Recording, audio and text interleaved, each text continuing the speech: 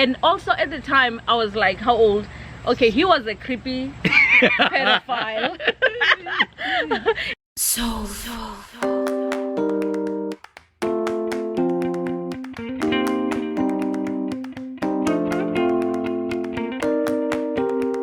hey all, I hope you guys are doing well. We are finally making our how we met video. It's been a long time coming. Yeah. You guys requested it and it's finally here, and I hope you guys enjoy it. If you're not subscribed, please go ahead and subscribe and make sure that you get notifications by clicking the bell next to the subscribe button. So let's get started. So we're gonna talk about how we met 27 years ago this year, right? Ma'am, we're not that old. And so do you want to go ahead and start? Yeah, I think the first time we met, You met me. Oh, the first time I saw you, Uh-huh. before we met, I saw you at the train station. You were selling some stuff.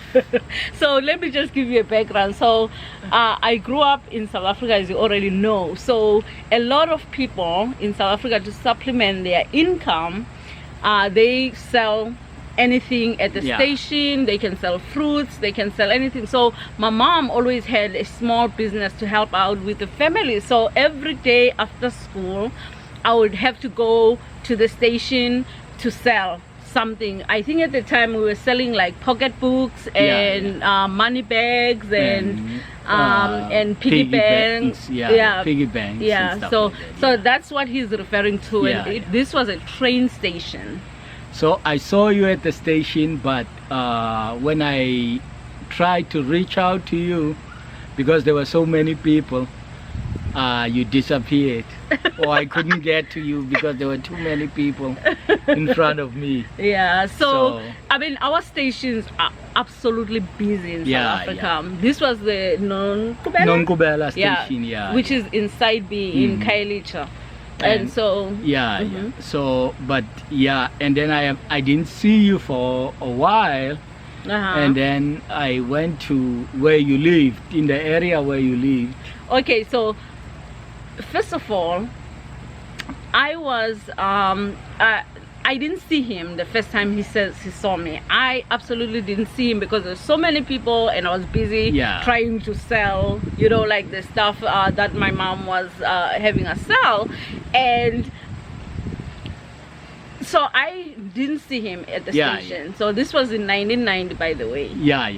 And my uncle happened to have a shebeen or a tavern, as they term it in South Africa, in the area where she used to live, or where my house lived, where I lived. It so happened that his uncle had a house around the corner from my house, so and a street I behind. didn't know that at the time. So I saw this girl, the exact same girl I saw at the station, and she was by herself, and I said hallelujah.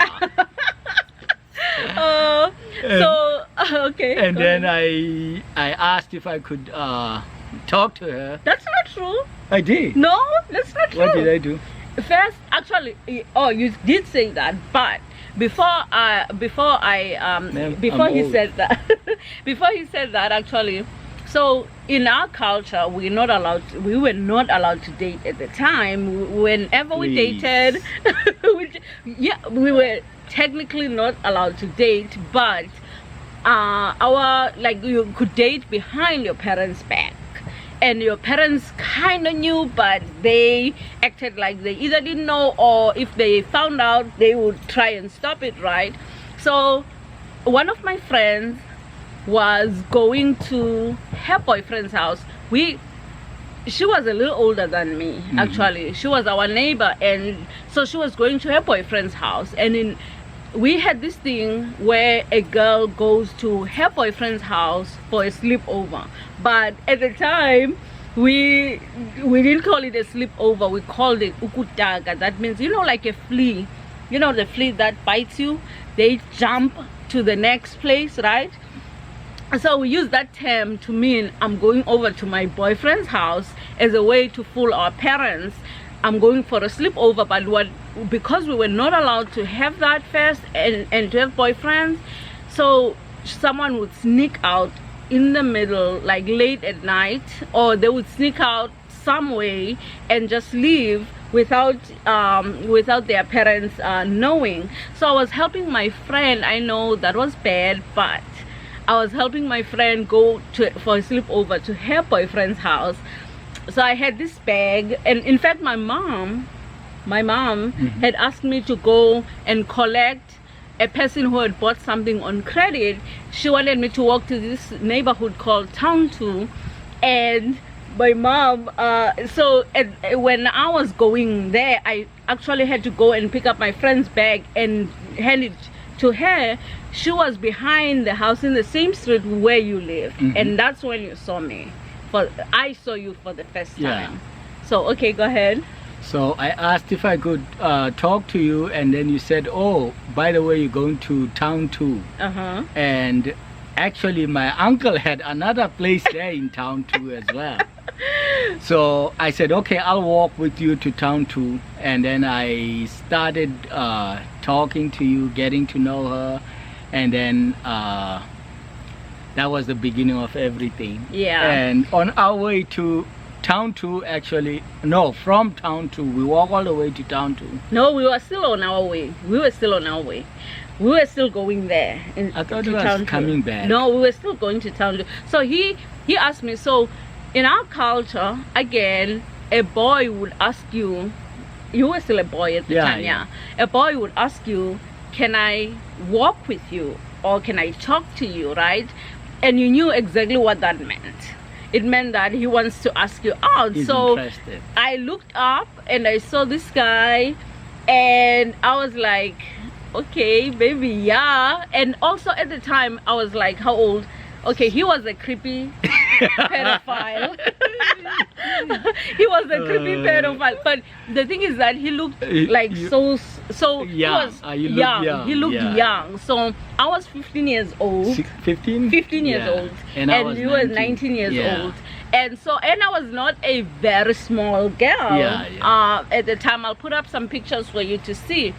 I wasn't a very small girl. So when I looked up and I saw this young, handsome guy, and he says, can I talk to you? And I wasn't even seeing anyone. In fact, he was not my first boyfriend. Yeah. I had just broken up with I found that out on the first day. On the first day. So my boyfriend, my first ever boyfriend, I was like 14 years old, and when I met him, I mean, I don't really want to go into it, but when we broke up with him, I had broke up with him when I met you, so I was kind of open, looking to meet someone, you know, like I didn't have any constraints on me. So I was happy when this guy, good looking young man, says to me, can I walk with you? So we walk to this neighborhood called Town 2. It's probably about how many miles or kilometers? Probably, I would say it's probably 3? a good 1.5 miles or 2 miles. Okay, 2 miles, okay. There. Yeah, so about 2 mile walk. I would say more than that. No, it's not. But anyway, remember, we kind of cut through across the field. The field, yeah. It's not more than 2 miles. Okay, so but anyway, so so we walk, and guess who do we meet? The dog boyfriend.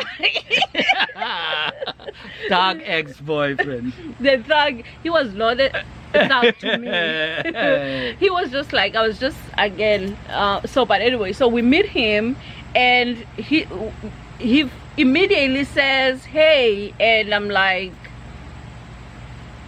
you know, like my heart kind of stopped because I didn't expect to see him. I had just moved to the neighborhood, I believe, at the time. I had moved almost a year at the time. So I hadn't seen him in a while, but he meets me, he sees me on the day that I meet him, and he says to me, hey, who is this?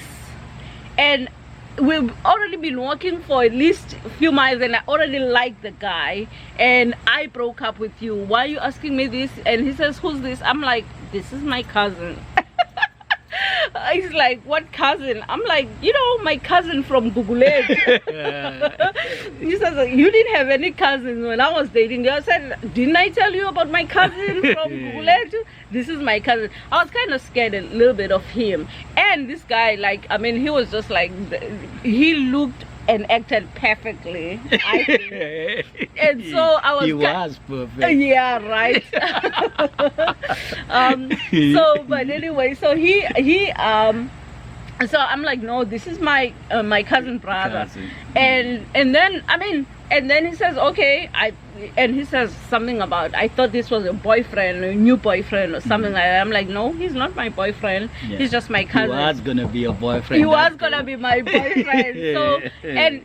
But this guy, I don't even want to name his name. He just basically just tried to intimidate me, and then he left.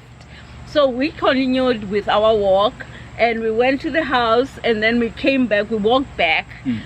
And when we walked back, we got home, and you asked to see me again. Can I see you again? I think, right? Thought you were my girlfriend by the time we got back already. No. I wasn't, because you asked if you could see me again, and I said, yeah. You can see me again. Because you were my girlfriend. That's why I wanted to see you again. No, I wasn't your girlfriend at the time. I was acting modest.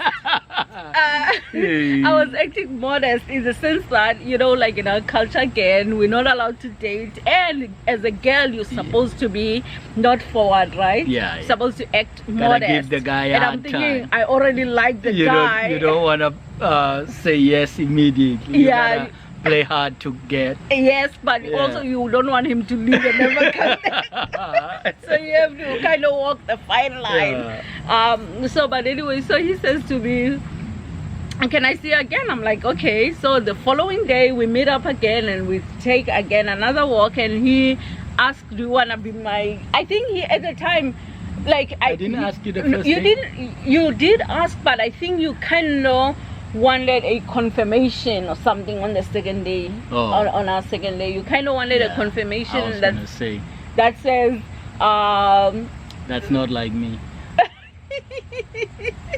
But anyway, so that was really how we met. And then for the next and I will tell more stories about us, but that's how we met, and we dated. I remember we used to hang out all the time. Literally, we have this thing in our culture called to check on your girl. Before that was back in the day where we didn't have iPhones and stuff, texting or anything like that. So there were no most houses didn't even have a landline where we lived, and so he would come and check on me, and he would send my niece. I would just throw a rock on the roof. He would, that's not true. He would always ask my niece, and I would send my niece out to look out for him, and he would say, he would basically say he's there waiting for me, and I would go out with him, and guess what? We had to make sure that we did all our chores, because we didn't want to ruffle our parents' feathers, so that they don't miss us, they don't need us. And so I would go out and stand with him, and we would stand for hours at a time. I remember one night gazing at each other's eyes, and just that's how we dated, literally. But the funny thing is, my niece, she was so jealous. She hated me. Khalifa, I'm talking about you. She used to throw stones. She loves me now. She does now. She used to hate me. She was just jealous because I was her big sister, and she would take stones and throw stones at him because she didn't want him coming and taking me away from her. And but we had a wonderful time dating, and a few months later we broke up. Yes. We did. Yeah, maybe like Or you broke up with me? I broke up with Yeah, him yeah. because I honestly didn't know the value of having a boyfriend because I was kind of young to begin with. So I honestly didn't know what this meant. I knew that I loved him, but I also didn't know what to do with him. But it's just that, like, I just didn't want the responsibility.